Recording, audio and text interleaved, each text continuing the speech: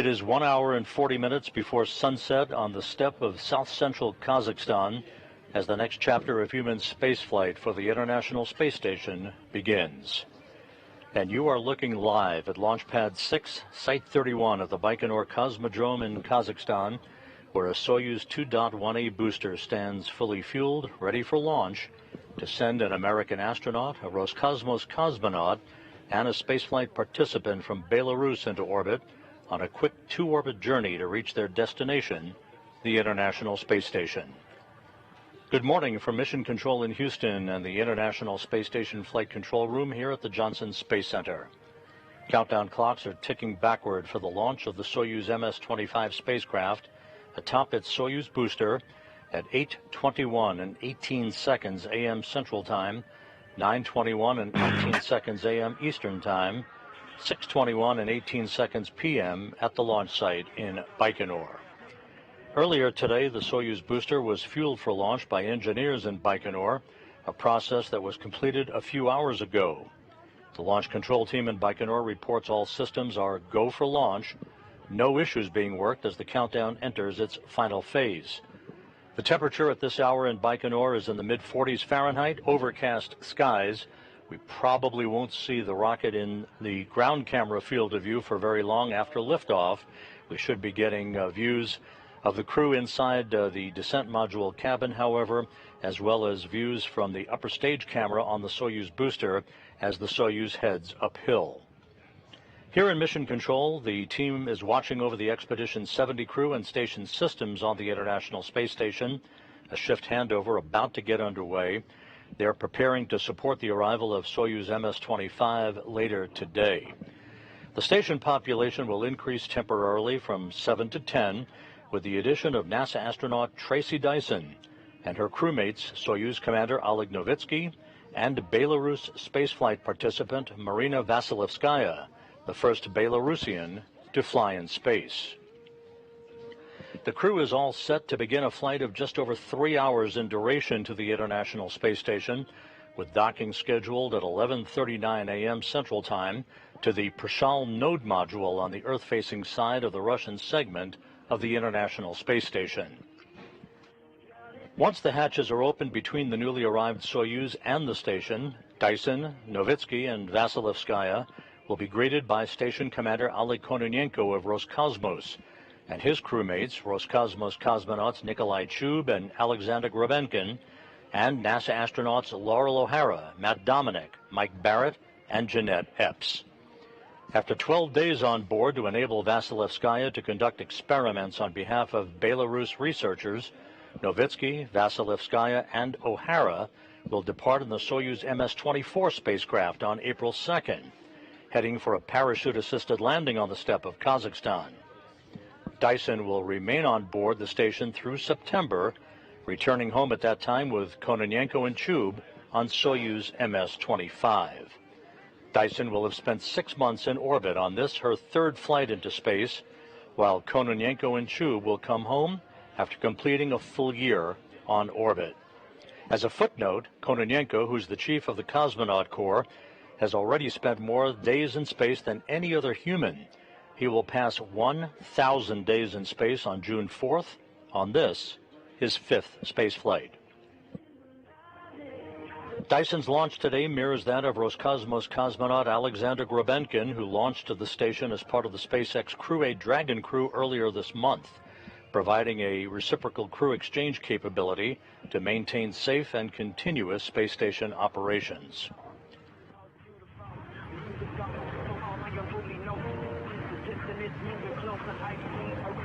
You see the view of Soyuz MS-25 on the launch pad, countdown clocks ticking backward, approaching the T-minus 56-minute mark.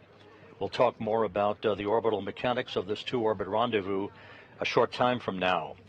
Here in Mission Control in Houston, the Orbit 2 team of flight controllers about to take a shift handover. They will be led today by Flight Director Diane Daly, along with Flight Director Nicole McElroy. On console is the Capcom, or spacecraft communicator, who will be talking to the Expedition 70 crew aboard the station, is Costa Mavridis, and veteran astronaut Luca Parmitano of the European Space Agency, who is a Soyuz veteran. Across the Atlantic on the outskirts of Moscow, Mission Control in Moscow in the International Space Station Flight Control Room is at the ready. They're at their consoles, as you can see from this live view from a balcony camera. They will be taking over control of the flight of Soyuz MS-25 to the space station as soon as the Soyuz separates from the upper stage of the Soyuz booster about 8 minutes and 46 seconds after liftoff. Up until that point, control and the data processing from the Soyuz will be in the hands of the launch control engineers at the blockhouse in Baikonur. We're back now with a live view of the Soyuz MS-25 on the launch pad in Baikonur. Again, liftoff scheduled for 8:21 and 18 seconds a.m. Central Time, 6:21 and 18 seconds p.m. in Baikonur, just 39 minutes before sunset in the Central Asian desert. The countdown is proceeding on schedule. No issues being reported from engineers at the blockhouse in Baikonur. Atop the Soyuz 2.1A booster strapped into their seats in the descent module of the Soyuz are NASA's Tracy Dyson, Roscosmos cosmonaut Oleg Novitsky, and Belarus spaceflight participant Marina Vasilevskaya. Novitsky, as Soyuz commander, is in the center seat of the descent module, flanked to his right by Tracy Dyson, serving today as board engineer number 1, and to Novitsky's left is Vasilevskaya, serving as board engineer number 2. This will be Vasilevskaya's first flight into space, Dyson's third, as we mentioned earlier. This is Novitsky's fourth flight into space, having already accrued 531 days of spaceflight experience. Ready?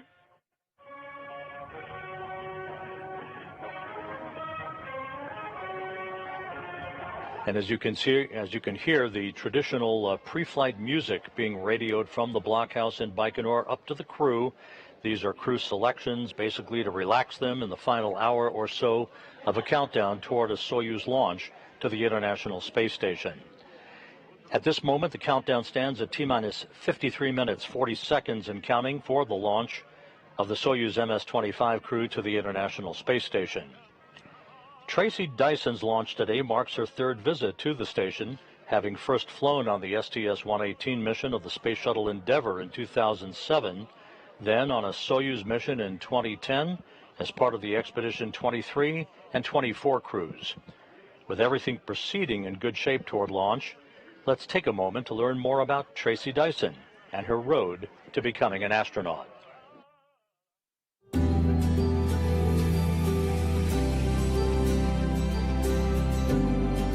I think I first got interested working with tools when I started going on job sites with my dad.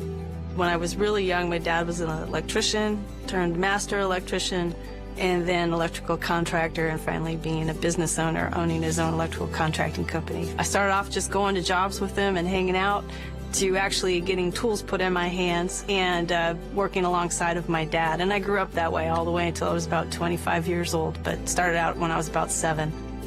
When I started off with my dad, actually, putting my hands on tools and tools on materials, I was getting paid in Winchell's Donuts, because those were the stores that we were remodeling back in Southern California. That was such a critical part of my whole life. I mean, I can't tell you how meaningful it was to get paid with donuts. I mean, I had 7 on a table, and it was like, I didn't even know which one to eat first.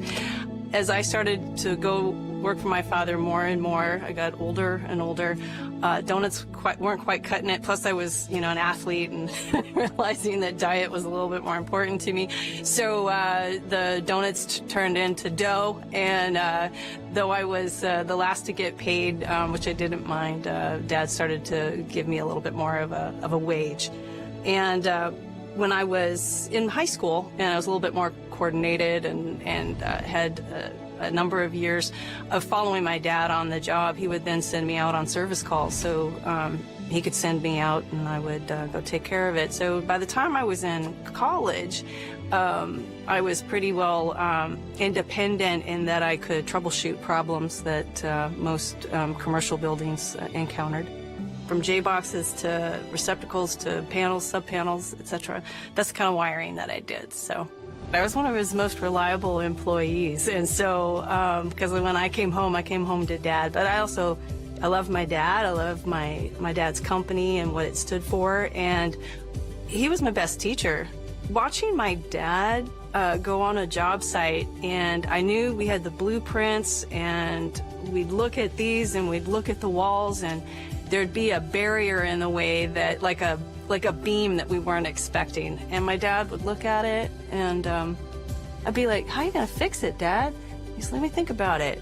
And it wasn't long before he came up with a solution. So I learned a lot of courage watching my dad, and I watched him work through it, and I helped him. I held the tool, I climbed up in the attic, I did whatever he needed to get the job done. So just it's endless, the things that I learned.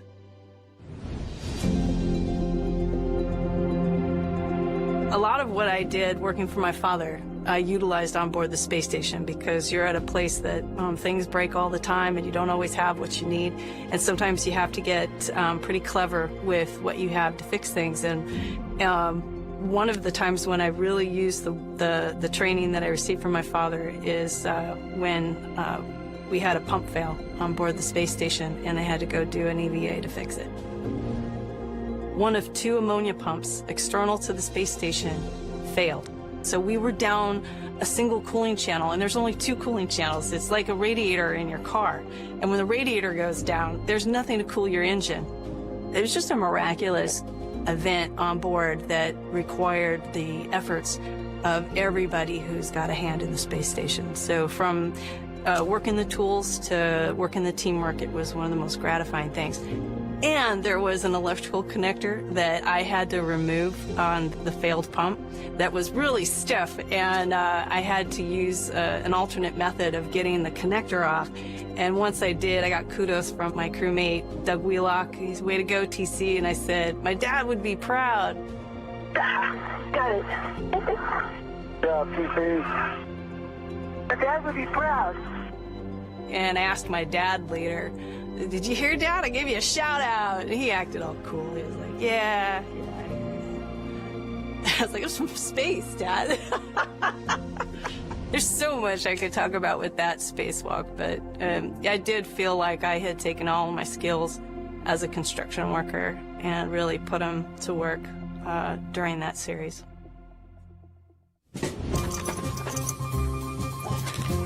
Got this when I was 7. I only had 1 pouch with a few electrician hand tools, but as I got older and more responsible and a little better, my tool belt grew and I needed suspenders, just like my dad's. Here it is, instant electrician. You want to know what's in it? Got my assortment of screwdrivers, so we always have slotted. I got my standard Phillips. This is really super important. I've got my long slot. It's got electrical tape around it so that I don't zap myself in case, you know, I would get into a box that I didn't create, somebody else did, and I get shocked. So I got my 1/4-inch driver, I know, because it's got a yellow dot.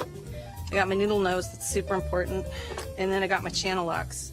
And then I got my awl. I really need that because combination with my hammer, that's how I make holes in the wall. All right, cool. Love this stuff. Then I got my my clines, or on the job they're known as the linemans, because you can pull wire with them and you can twist wire with them, you can cut wire with them, but we call them clines because it was the first cline tool that I ever had. No electrician is caught without their wire strippers. You've got grooves for different size wires. When I was a little girl learning how to do this, I had just one size and I had to make it work. And then I got older and a little bit more savvy, and so I graduated to this one. Love it. Oh, super important. This is not called a level. This is called a torpedo. All right. This is my oldest tool, and it's maybe to you called a voltmeter, but to an electrician, a sparky they call us, it's called the wiggy. Once you apply the ends to live wires, it acts wiggy. So I also have electrical tape. Walls are made out of aluminum studs. We got our tin snips here, and then I got my keyhole saw. That's about it. This tool belt, every time I pull it out, and I use it either when I'm working at the house, or I'm working at the church, or I'm working on somebody else's house, just fixing a problem that they have. I think about my dad, I think about my mom, and what the two of them allowed me to do, and a skill that seemed to be just part of my upbringing, has been a part of my life and my career every step of the way. And it's just become a lot more than just a belt that holds tools. I'm Tracy Dyson, and I'm a NASA astronaut.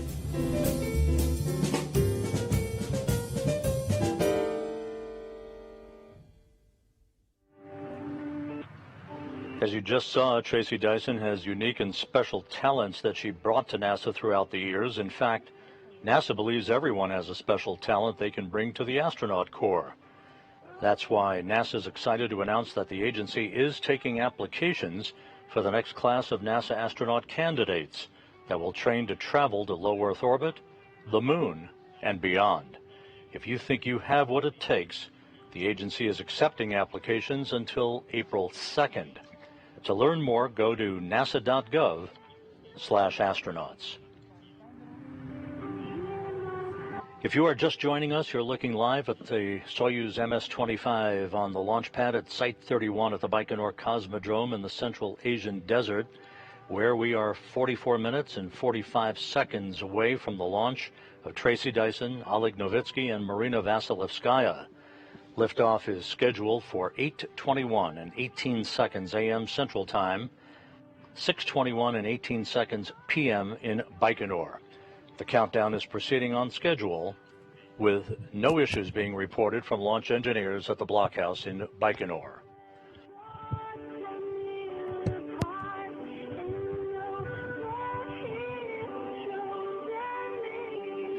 This crew flew to the Baikonur Cosmodrome from their training base at Star City, Russia on March 6th for final pre-launch training and inspections of their Soyuz spacecraft.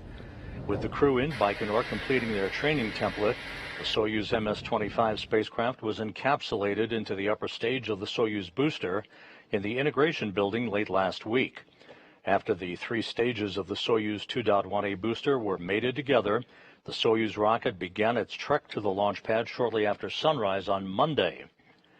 It was hauled to the pad horizontally on a rail car in a process that took about 30 minutes to complete, and as you can see, once at the pad, the Soyuz was raised hydraulically to its vertical position for final pre-launch preparations. And back live now, we're watching countdown clocks ticking backward for the launch of this next crew to the International Space Station just 43 minutes and 22 seconds from now.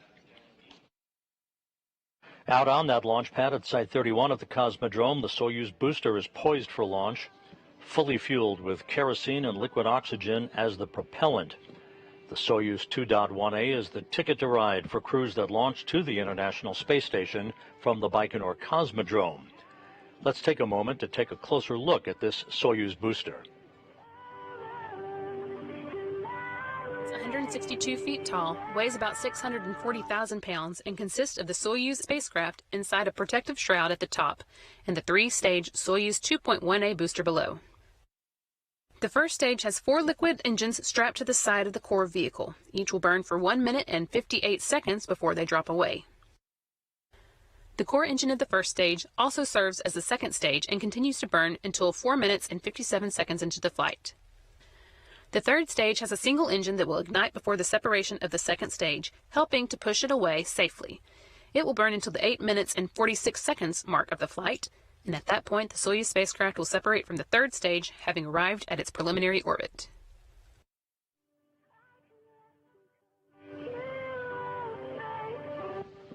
Back live now, T-minus 42 minutes and counting. You're looking live at the Soyuz MS-25. It is enveloped in the gantry arms that should be spreading away about 6 or 7 minutes from now. They will retract, exposing the Soyuz rocket. On board, Oleg Novitsky, the Soyuz commander, in the center seat of the Soyuz descent module at the top of this three-stage Soyuz rocket. To his right is NASA's Tracy Dyson. To his left, a Belarus spaceflight participant, Marina Vasilevskaya. The three sections of the spacecraft, the Soyuz spacecraft, are familiar to those who have watched previous missions to the International Space Station. While we have a moment, let's take a look at this Russian transport vehicle. The whole Soyuz spacecraft is 24.5 feet long with an overall volume of 301 cubic feet and comprised of 3 modules. The descent module, situated in the middle of the Soyuz vehicle, contains customized seats for the crew members during launch, entry, and landing, and contains all the controls and displays necessary for the flight. It also houses life support systems, batteries for the re-entry and landing, and the parachute and soft landing rocket engines that slow the Soyuz just before touchdown as the spacecraft lands in Kazakhstan. There are 8 hydrogen peroxide thrusters located on the module, which are used to control the spacecraft's orientation, or attitude, during the descent until parachute deployment. The descent module also contains a guidance, navigation, and control system used to maneuver the vehicle during the descent phase of the mission. This descent module is 7.3 feet long with a diameter of 7.1 feet and a habitable volume of 124 cubic feet. It is the only portion of the Soyuz that survives the return to Earth. The orbital module at the top is 9.8 feet long. It connects to the descent module via pressurized hatch. This is where the crew has a small amount of room to move around following launch during the flight to the space station. It has a docking mechanism, hatch, and rendezvous antennas located at the front end. The docking mechanism is used to dock with the space station, and the hatch allows entry into the orbiting complex. The rendezvous antennas are used by the automated docking system, which uses radar, to maneuver toward the station for docking. There is also a forward-looking window in the module that the crew can use to take manual measurements of distance and closing speed with a laser rangefinder in the event of failure of the rendezvous radar system. The propulsion module houses the oxygen storage tanks, the main engine, and the attitude control thrusters, avionics, and communication and control equipment. The propulsion portion of this module handles all orbital maneuvers, including those needed for the rendezvous with the space station and the deorbit burn at the end of the spacecraft's mission. Before they are deployed, the 2 solar arrays are folded against the body of the propulsion module, which, along with the orbital module, separates from the descent module after the deorbit burn. The solar panels span almost 35 feet. The entire spacecraft serves not only as a crew transport vehicle to and from the space station, but also as an emergency return vehicle in the unlikely event that the crew needs to leave the station unexpectedly.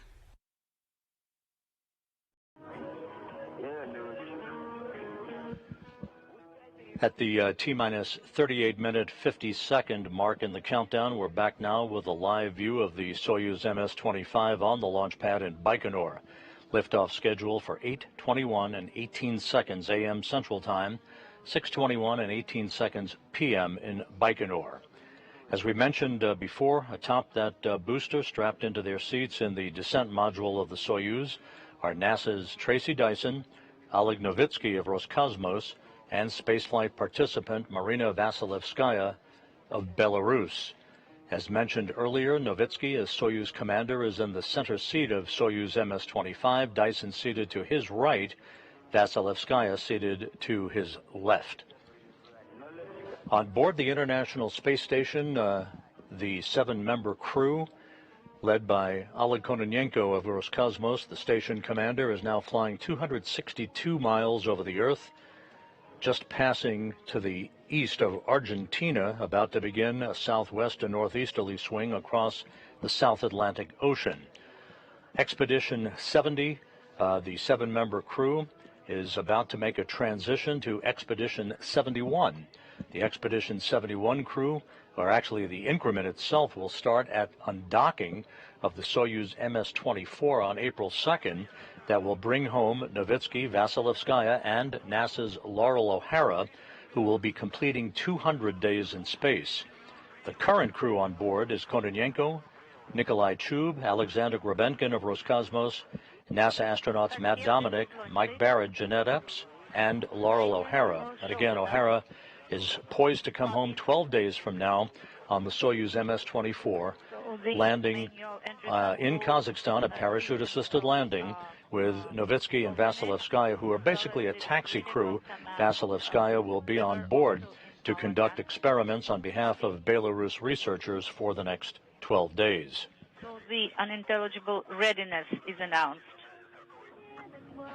We are about 8.5 minutes away from what we expect and hope will be a 15-minute package of video that is being compiled right now in Baikonur of launch day activities. So we'll be standing by for that. Again, the countdown is proceeding flawlessly, no issues being reported. The Russian State Commission and the Fueling and Tanking Commission met several hours ago and gave approval to fuel up the Soyuz 2.1A booster, which is now loaded with kerosene and liquid oxygen for the ride to orbit. The ascent milestones that will reel off once we lift off the launch pad in Baikonur will be as follows. 1 minute and 53 seconds after launch, the escape tower at the top of the rocket will be jettisoned, followed 5 seconds later at the 1 minute 58 second mark by first stage separation of the first stage engines and the strap-on liquid fuel boosters. The second stage will ignite and fire for about 2 minutes and 39 seconds. At the T plus 2 minute 33 second mark, we'll have the launch shroud jettison. That will expose the windows on the Soyuz descent module so that the crew can actually see their climb to orbit outside the windows. Second stage shutdown will come at the plus 4 minute 37 second mark into the ascent. The second stage shutdown and separation will occur in rapid fire succession. The third stage lower skirt will be jettisoned, and the third stage will ignite and burn for about 4 minutes in duration. The third stage shutdown will be at the 8 minute 46 second mark into the mission, followed 3 seconds later by third stage separation. You're currently seeing the gantry arms beginning to move away from the side of the rocket. I'll talk about the two umbilicals that are buttressed up against the side of the Soyuz rocket here in a moment. Right after third stage separation, the command will be given for the deployment of the Soyuz solar arrays and its navigational antennas, and the pursuit of the International Space Station will be on for Novitsky, Dyson, and Vasilevskaya.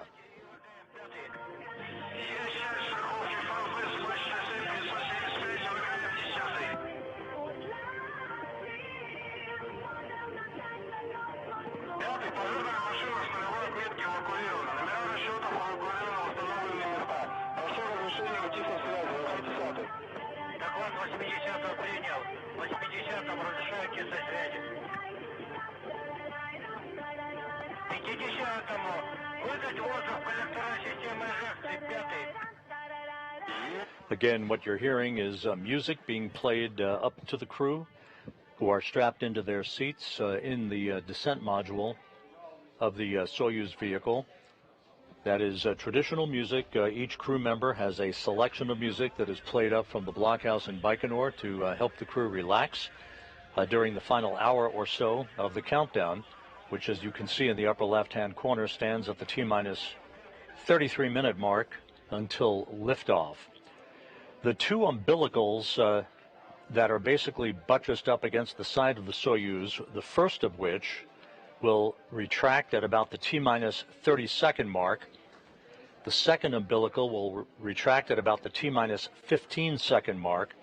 That will initiate the engine sequence start. The engines and turbo pumps will come up to flight speed, basically full throttle. The hold-down arms right at the base of the rocket will retract, and the Soyuz will lift off. A roll, pitch, and yaw program will be initiated as the Soyuz clears the tower there in Baikonur. As you can see, it's solid overcast today. Temperatures are somewhat mild for this time of year. They're in the mid-40s right now as we approach sunset at the launch site.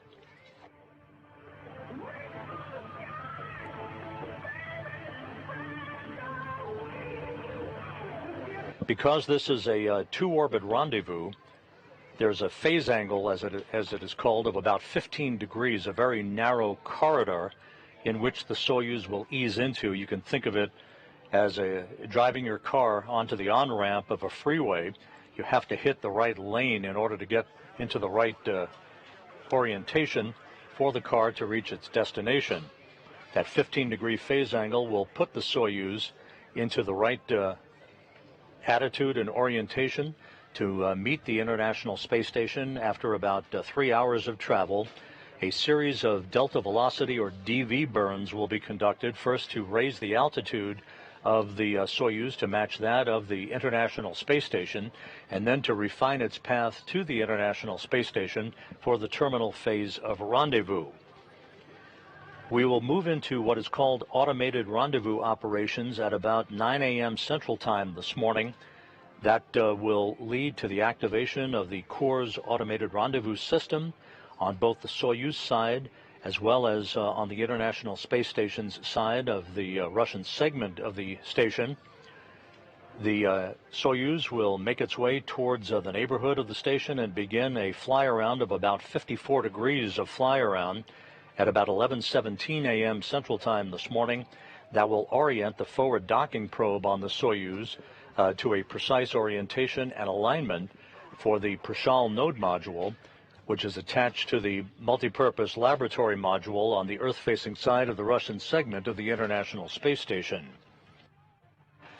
Our coverage today is in 3 parts on NASA television. Once we get the crew safely on orbit following launch, we will take a break and then return at 10:30 a.m. Central Time, 11:30 a.m. Eastern Time for rendezvous and docking coverage, with docking scheduled at 11:39 a.m. Central, 12:39 p.m. Eastern Time.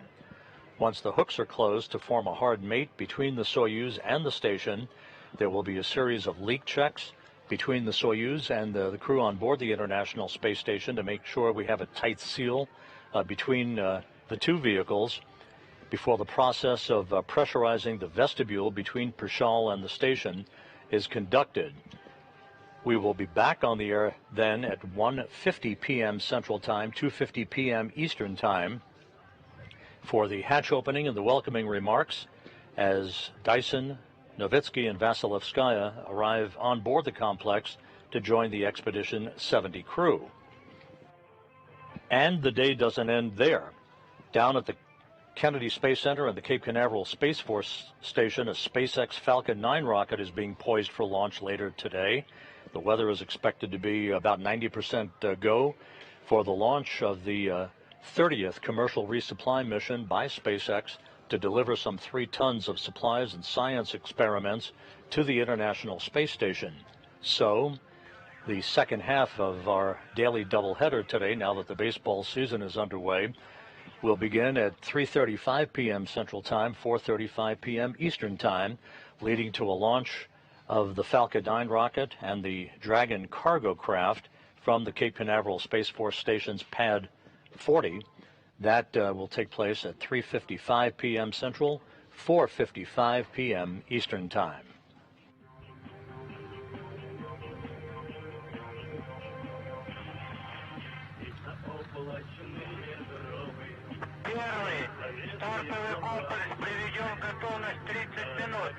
The launch complex is ready, 30 minutes.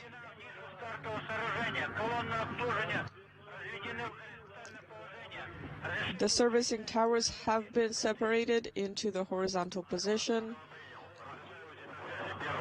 Copied your report and your go. And here's our B-roll today. Launch day for the 3 crew members began to the sound of traditional farewell music as they departed the Cosmonaut Hotel and boarded a bus for a 40-minute ride to the integration and suit-up facility at Building 254 inside the Baikonur Cosmodrome.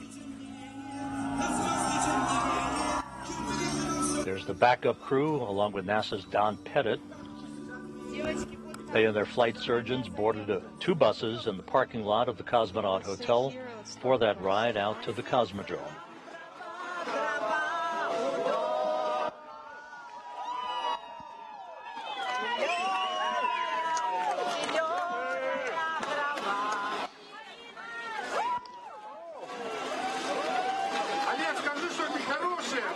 Oleg, say some good words. We love you guys. We love you guys. Go Russia.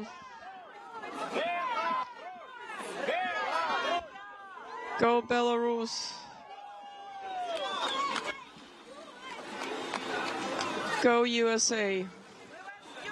We are waiting for you to return.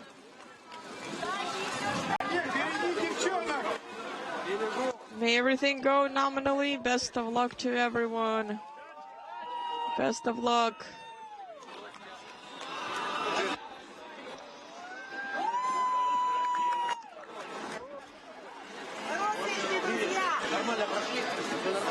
We are all friends.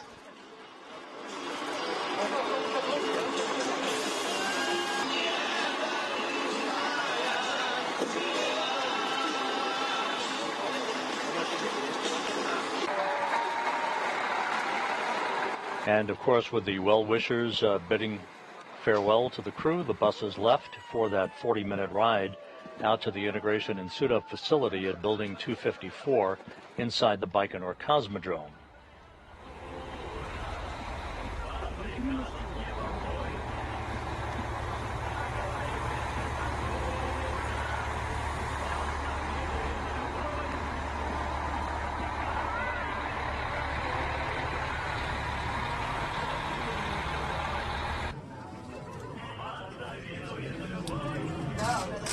After arriving at the integration building, each of the crew members underwent final medical exams, and they suited up in their Sokol launch and entry suits. And as you can see, the crew members moved to a mock-up of a Soyuz spacecraft seat, allowing technicians to conduct pressure checks, ensuring that the suits were free of any leaks. Good view of Tracy Dyson there, having her suit undergo its pressure check. Novitsky on the left, Vasilevskaya on the right.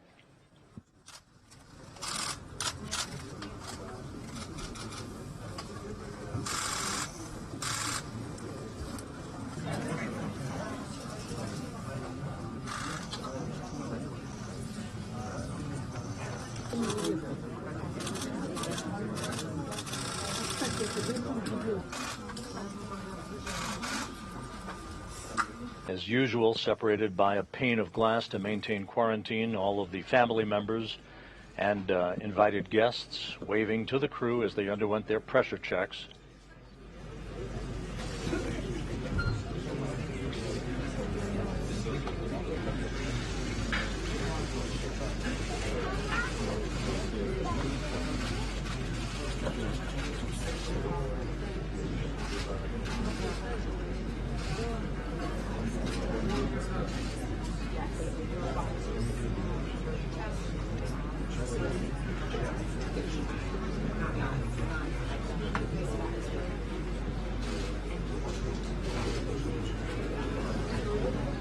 Next up for the pressure check on her suit, Marina Vasilevskaya of Belarus, flying under an intergovernmental agreement between Roscosmos and Belarus.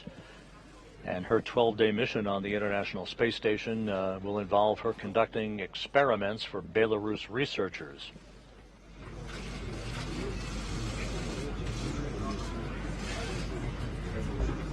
Getting well. Good. How was it? What? I said, how was it? It was good. I passed. You know, fit check, ready to go? I'm fit check and I have my own personal photographer. There, that's right. Thanks, Don. Yeah. I think the fact they let me out of the seat means that I passed my leg check. There you go. You're all set. Ah. Very good. Are you ready? I'm ready. Always ready. You're always ready. How about the rest of it? You ready?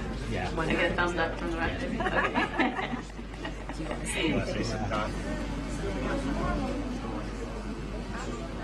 Dyson talking to her husband. There's the two members of the backup crew, Anastasia Lenkova and Ivan Wagner. Bring the mic a little closer. I've got a few layers on my ears I can't hear. You want me to do that all over again, the speech? So, No, I could. We love you. I can lip read. We love you. Love you too. Thank you for being here.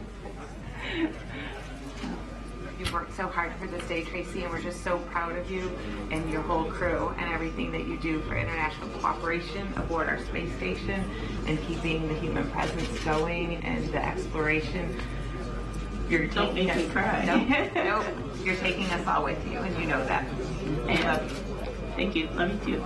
And Trisha Mack, who was the director of human spaceflight in Russia for several years. This is coming up. Oh, after this. All right. Cool. I think after this. It's a little crowded in there. Novitsky about to embark on the fourth flight into space in his career, already having logged 531 days in space. Just make sure you're okay. Okay, I can do that. I've got two really good friends flying with me that are going to make sure of that. Awesome. Looking forward to it. Thank you. Thank you. Thanks for being here, Norm. So proud of you. Thank The you. whole team is so close.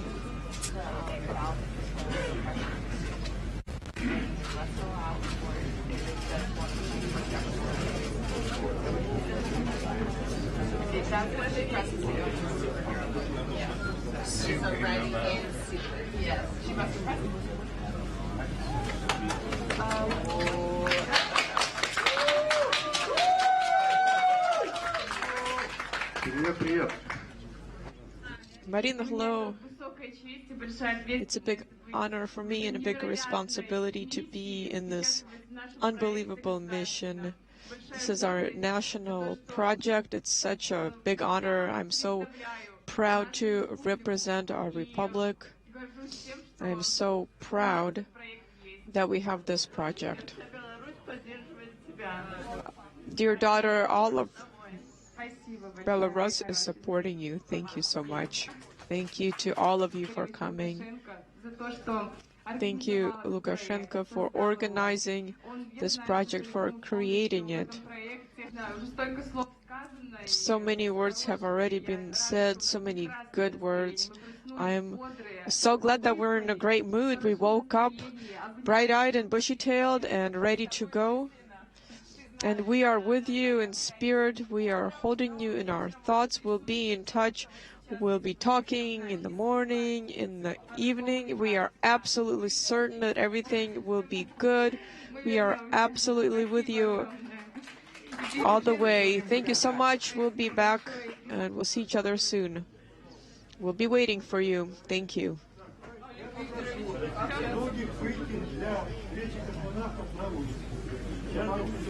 And last up, following his suit leak check, Oleg Novitsky, the Soyuz commander. Everything will be good. Everything will be good. We want to wish you a good flight, a great expedition. I hope that you will be able to perform all of the tasks that have been set before you. And despite all the turbulence, we maintain our international space collaboration, and we are aiming to continuing our international collaboration into the future, including 2028. Please be sure to keep an eye on Oleg, Marina. Make sure that he presses all the right buttons. Oh, you got it. On behalf of the head of our government, the president, and everyone in the leadership, I want to send you their hellos, their support from the government of Belarus. We wish you a most successful flight, and we are so excited to see you back here on Earth when you come back.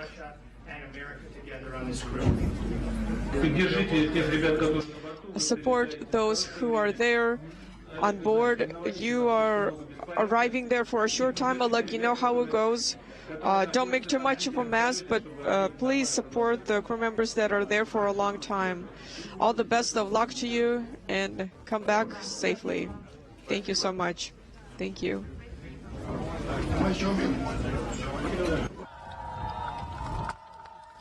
Crew members then left the Site 254 integration building, allowing Novitsky, the Soyuz commander, to report that he and his crewmates were ready to proceed to the launch pad.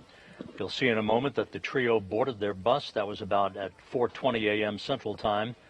2:20 p.m. at Baikonur for the ride to Launch Site 31, a trip that took about an hour to complete.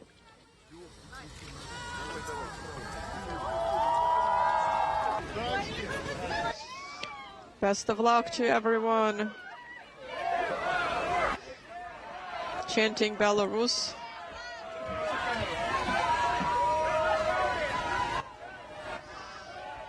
Goodbye and see you soon. Everything's gonna be great. Have a safe and joyful flight.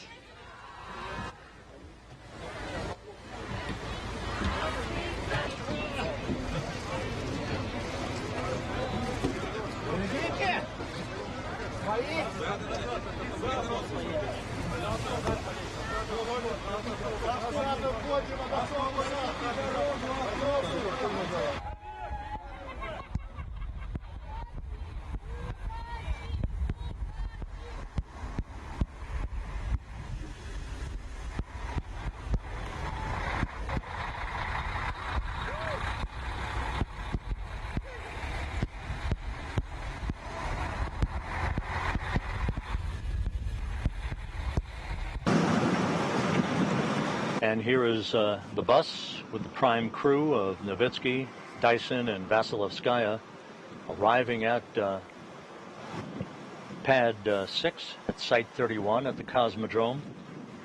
You'll see in a moment that the crew climbed a few stairs and waved goodbye to well-wishers and photographers at the pad, after which they entered the elevator for the ride to the top of the Soyuz rocket to enter their spacecraft, which they have now been aboard for the past 2 hours.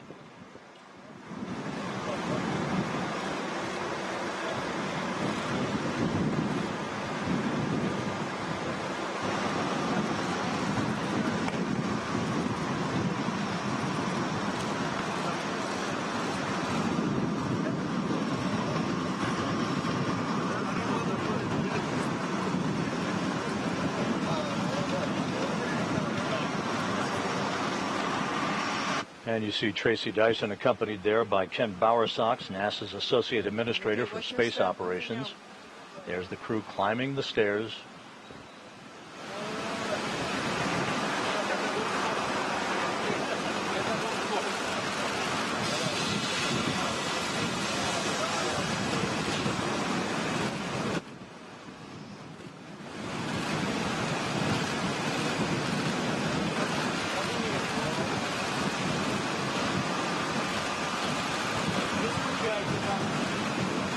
Don't get too lonely up there.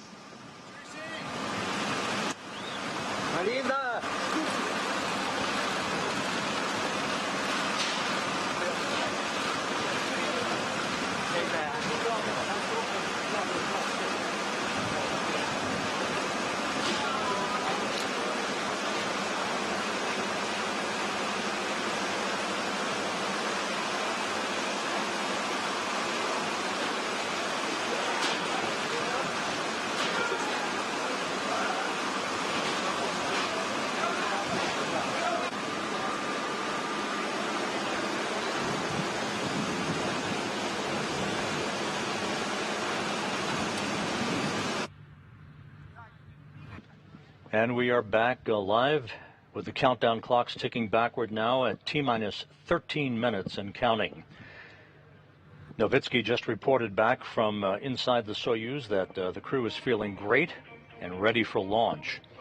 At the time of launch, the International Space Station will be flying over southwestern Kazakhstan at an altitude of about 262 statute miles.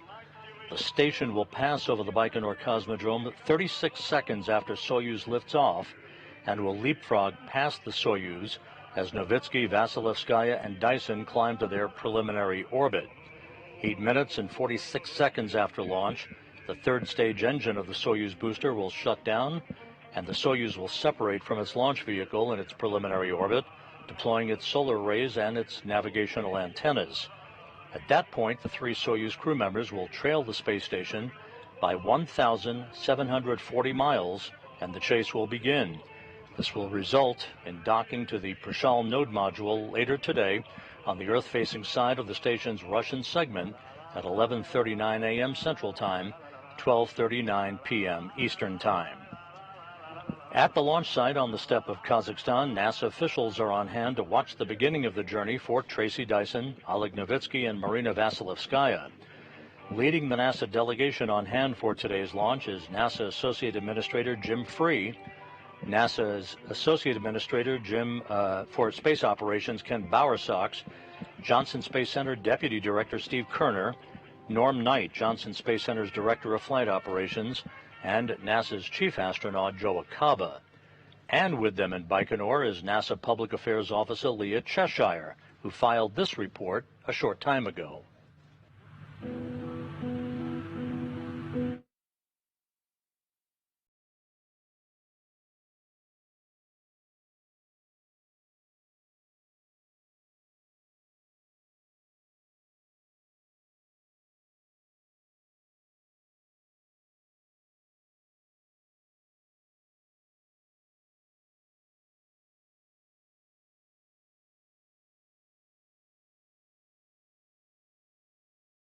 Hi, Rob. We're here at the launch viewing site at the Baikonur Cosmodrome in Kazakhstan. It's sand as far as the eye can see, except for the star of the show tonight, which is the Soyuz rocket atop Pad 31, just about 2 miles away from us.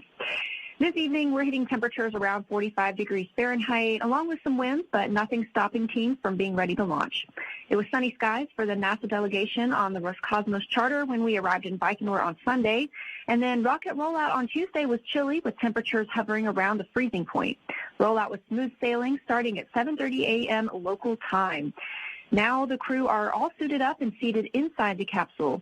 NASA astronaut Tracy Dyson is no stranger to launch, with this being her third space flight, and Roscosmos cosmonaut Oleg Novitsky is also well prepared for his fourth.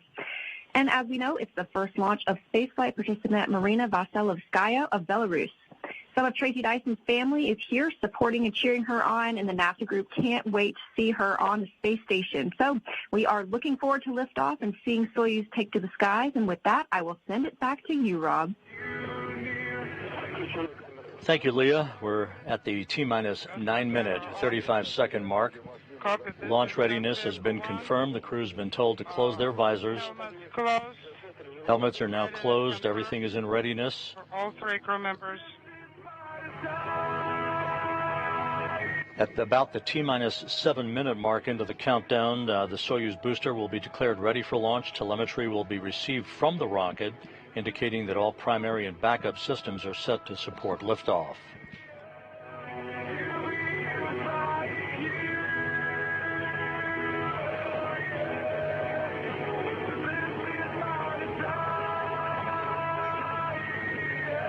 Again, you're hearing music being piped up to the crew as we are inside T-minus 9 minutes and counting. Again, at the time of launch, the International Space Station will be over southwestern Kazakhstan and will pass directly over the Baikonur Cosmodrome 36 seconds after launch. The launch is precisely timed for the moment when the Earth's rotation will place the Baikonur Cosmodrome into the plane or corridor of the orbit of the space station, which is inclined to 51.6 degrees to either side of the equator.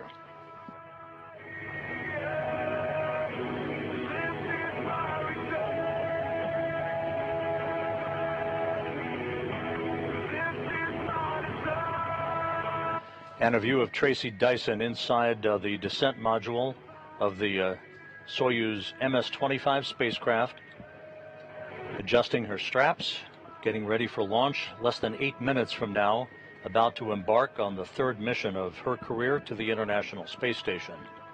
Again, Dyson first flew on the Space Shuttle Endeavour in 2007 on an assembly mission to the station, and then 3 years later in 2010 as part of the Expedition 23 and 24 crews. Now she'll be part of Expedition 70 and 71.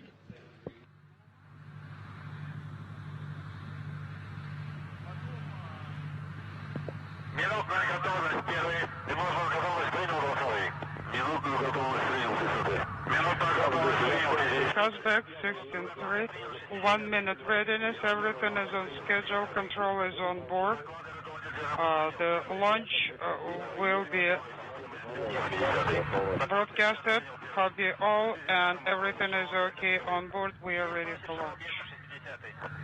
You heard the report from the blockhouse in Baikonur to Soyuz Commander Oleg Novitsky as we are inside 7 minutes now till launch. All is in good shape. No issues being reported from the blockhouse in Baikonur. It is solid overcast at the launch site, so we likely will not see the rocket for very long off the pad, but we hope to receive interior views of the crew at least for the first couple of minutes before the cameras will switch to a camera on the upper stage of the Soyuz booster for the climb uphill. Первый, сброс объекта проведен. Замечаний нет. Космический аппарат к запуску готов. 60-й. Доклад 60-го принял. Первый. And from another camera inside the descent module, you see Oleg Novitsky on the left and Marina Vassilyevskaya on the right as they continue to move through their procedures in the final minutes of the countdown. We're inside 6 minutes now till launch.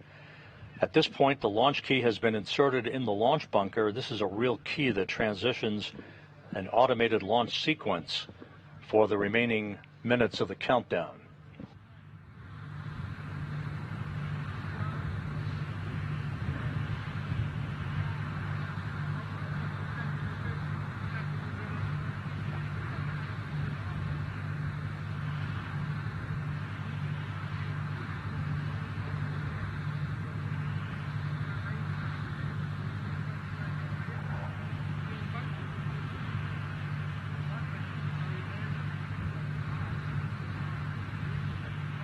Coming up on the T-minus 5-minute mark.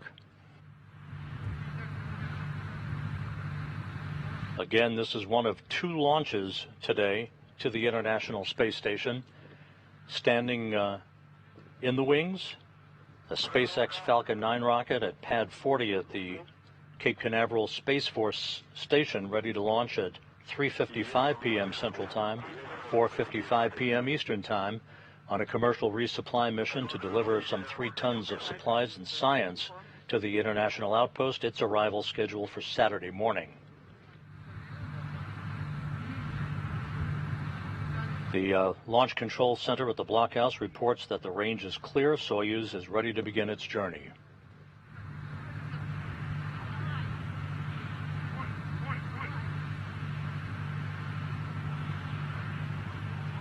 In about 20 seconds, we'll begin the purging of the fuel lines and other elements of the rocket engines with nitrogen that fireproofs them by removing vapors of fuel and oxidizer.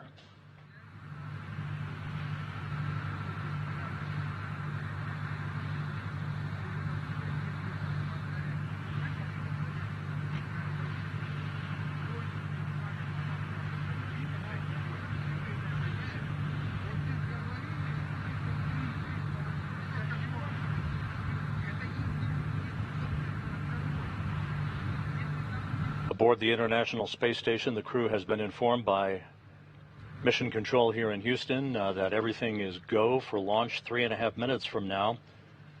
The new crew members to arrive at the station just a few hours from now will be standing by for the arrival of the Soyuz, with an expected docking at 11:39 a.m. Central Time, 12:39 p.m. Eastern Time.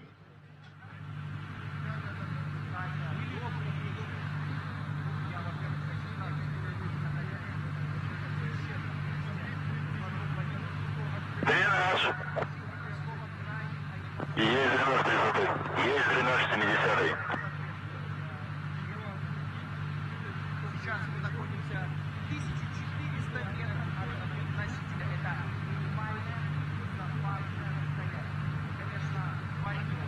T-minus 2 minutes, 45 seconds. The booster's fuel tanks are now being pressurized for flight. This will optimize the flow of fuel, helping to add structural support for the Soyuz 2.1A booster. Oxidizer fuel drain confirmed. Copy your report to Department 1. Booster propellant tank pressurization is initiated. Confirmed. Coming up on the T-minus 2 minute mark.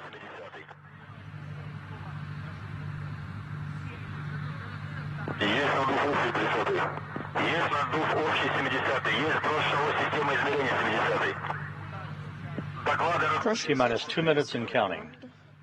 We have accepted the report, Department 1.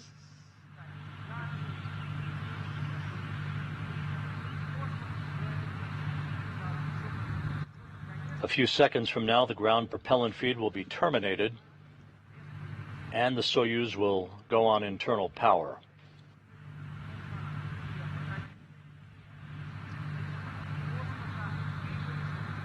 T-minus 90 seconds.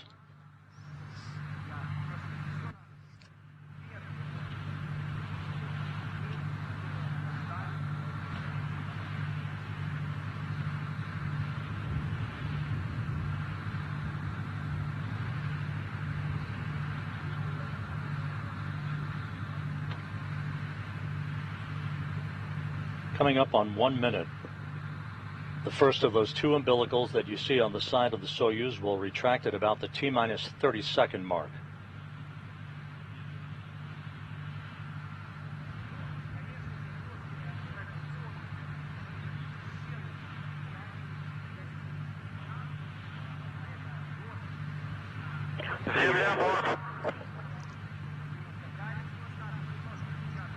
Vehicle station. Vehicle to... And that first umbilical now retracting. The second will retract at about the T-minus 15 second mark, initiating engine sequence start. Confirmed. Department 1 has received the report. T-minus 20 seconds. Auto sequence initiated. Auto sequence initiated. Command has been issued. Attention. Attention on the launch. Automatic abort of launch has gone through. Prepare to stand down for 24 hours. Copy. Department 30, copy. Department 10 is copy. And the launch has been aborted. Department no launch.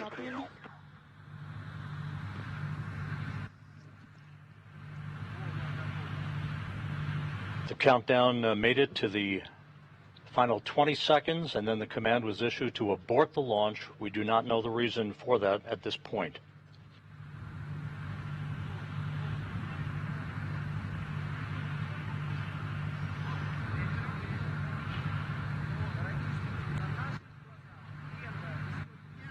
Standing by for further word. The vehicle is in a safe configuration. The Soyuz launch to the space station has been aborted.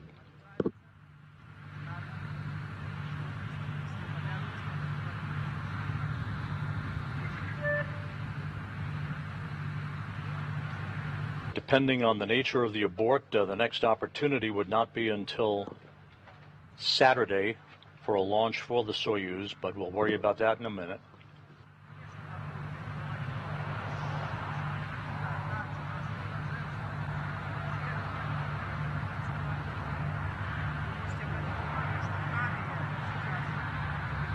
Once again, the countdown was proceeding flawlessly until about the T-minus 20 second mark. And for reasons yet to be determined, the automatic abort was issued to stop the countdown. Soyuz had a 10-second window in which to get off the pad, so there will be no launch of Dyson, Novitsky, and Vasilevskaya today.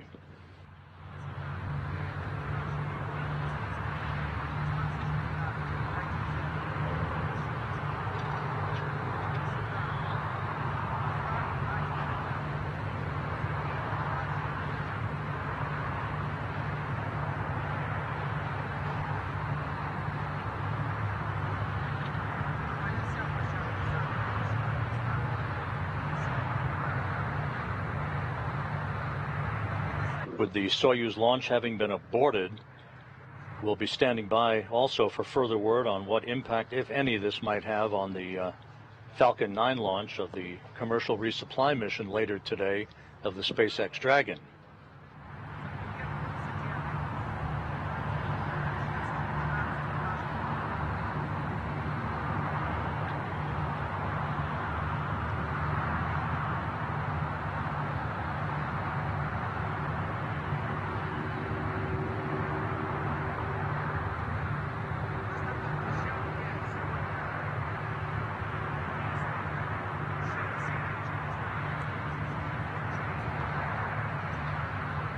To recap, the launch of Dyson, Novitsky, and Vasilevskaya on Soyuz MS-25 has been aborted.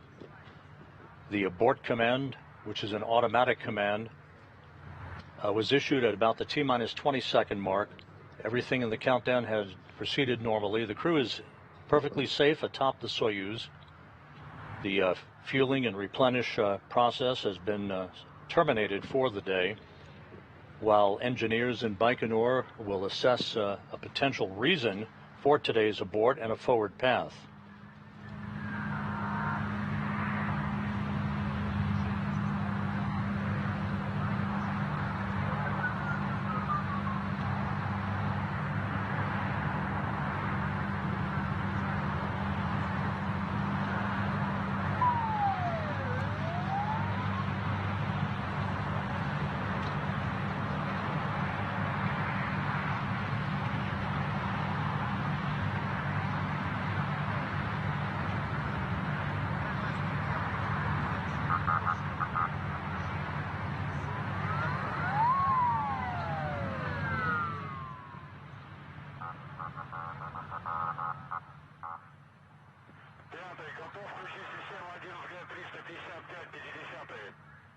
5th to the 50th, ready to activate system. Go ahead for station.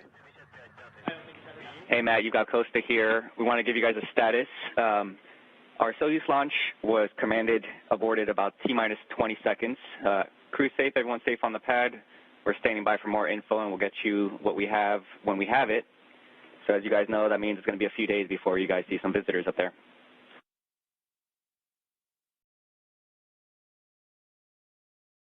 Station copies aborted. Most importantly, station copies crew are safe.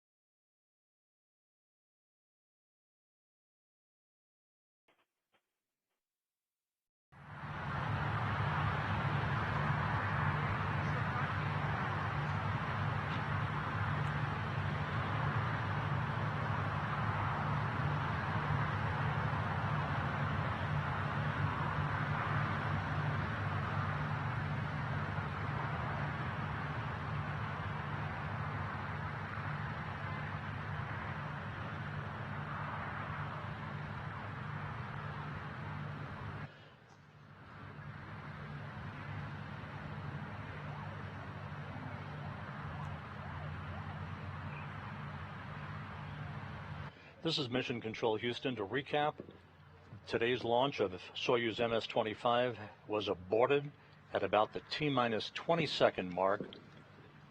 The retraction of the second umbilical buttressed up along the side of the Soyuz 2.1A booster occurred, but there was no initiation of the engine sequence start that is typically expected at that point, and the automatic command to abort the countdown was issued, stopping today's launch.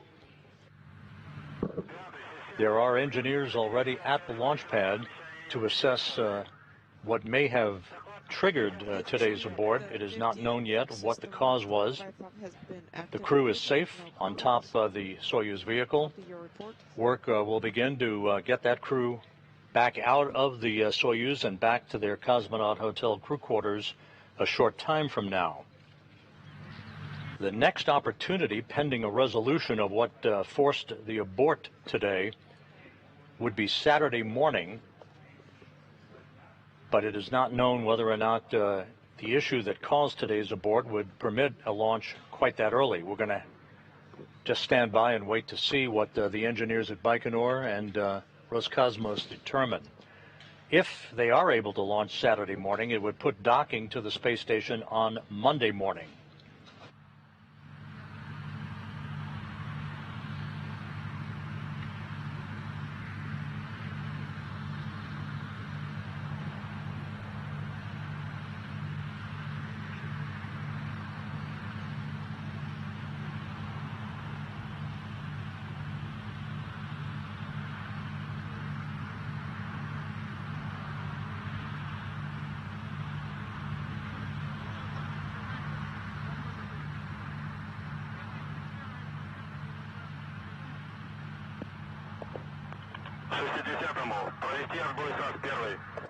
To the 60th.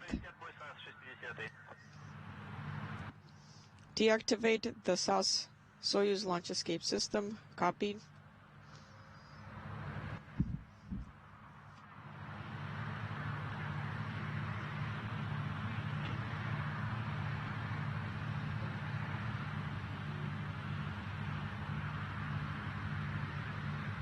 This is Mission Control Houston. As you can see, continuing to receive video from the launch pad 6, Site 31.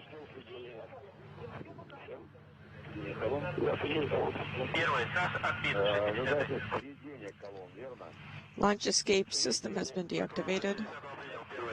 Copy your report.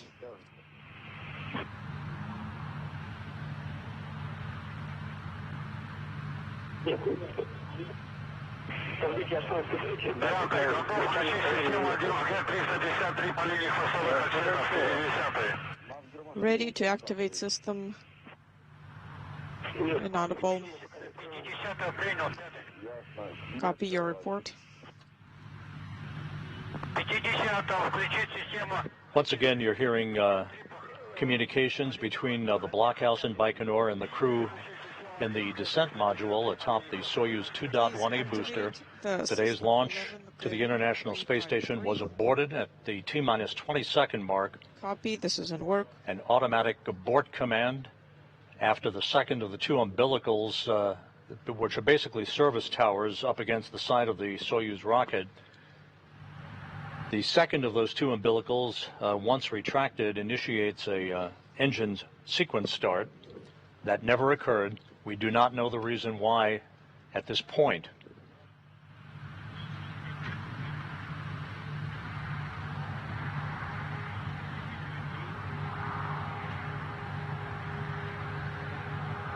The crew on board the International Space Station was informed by Mission Control a short time ago that the launch had been aborted. So no visitors to the International Space Station today. The next opportunity to launch, pending a resolution of what happened today, would be Saturday morning. And we don't know the impact yet on whether or not this will have any impact on the launch of CRS-30, the SpaceX Falcon 9 launch of the resupply mission to the station that is scheduled for this afternoon from the Cape Canaveral Space Force Station, with a docking to the station scheduled for Saturday morning.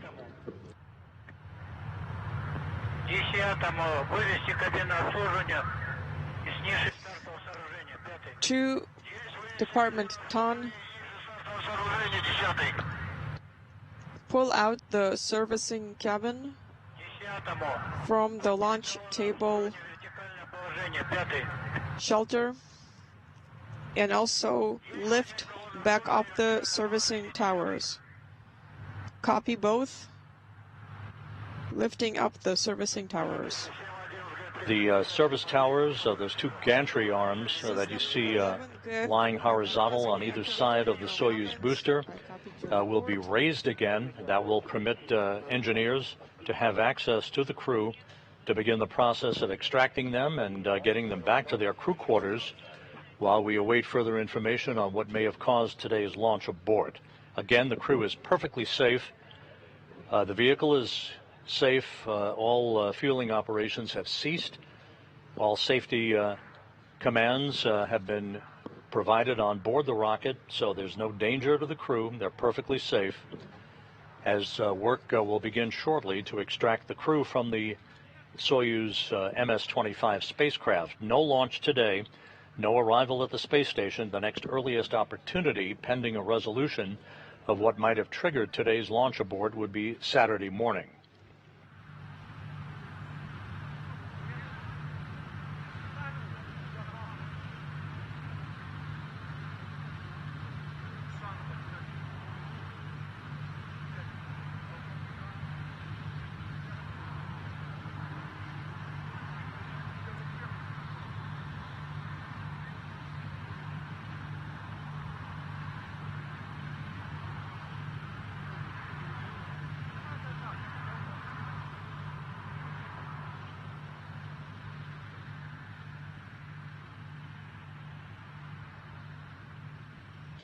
And as we approach sunset at the Baikonur Cosmodrome in Kazakhstan, the gantry arms are beginning to be raised following today's abort that occurred just 20 seconds before liftoff, as we stand by for more information from the launch site on what might have caused today's launch postponement.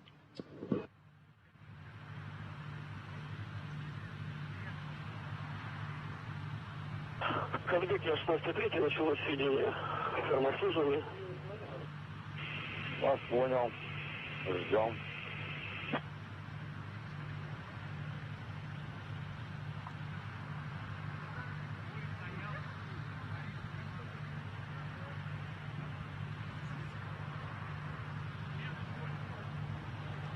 So once again, the gantry arms are being raised to be enveloping the Soyuz MS-25, which is currently venting liquid oxygen out of its fuel tanks.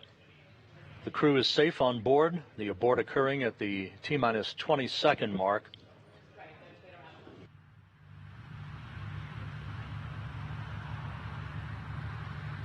We will await official word. The preliminary word is that the Falcon 9 launch of the CRS-30 resupply mission to the station will likely proceed as planned today, with a docking scheduled on Saturday morning to the International Space Station.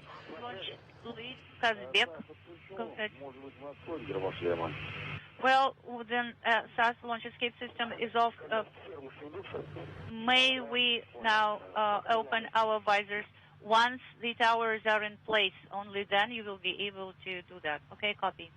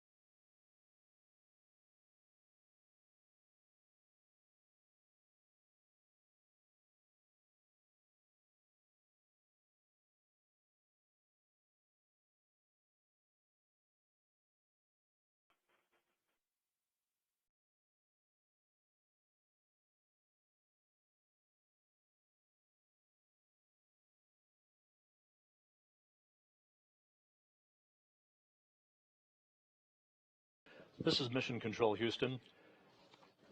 With the crew safe aboard the Soyuz MS-25, you continue to watch the gantry arms being folded around the Soyuz 2.1A booster.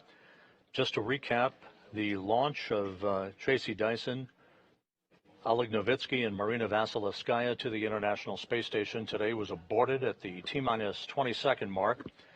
No reason has yet been given for the abort, so we will have to wait and see what information is provided to us later today from Roscosmos and from Energia engineers, both in Baikonur and at the Russian Mission Control Center outside of Moscow. For now, we're going to wrap up our coverage of what had hoped to have been the launch of Dyson, Novitsky, and Vasilevskaya to the station. And again, we'll provide additional information on the web at nasa.gov/station and on the Space Station blog as soon as that information is available. For now, the crew is safe on board Soyuz MS-25. Work will now begin to extract the crew from the spacecraft and get them back to their crew quarters at the Cosmonaut Hotel. For now, this is Mission Control Houston.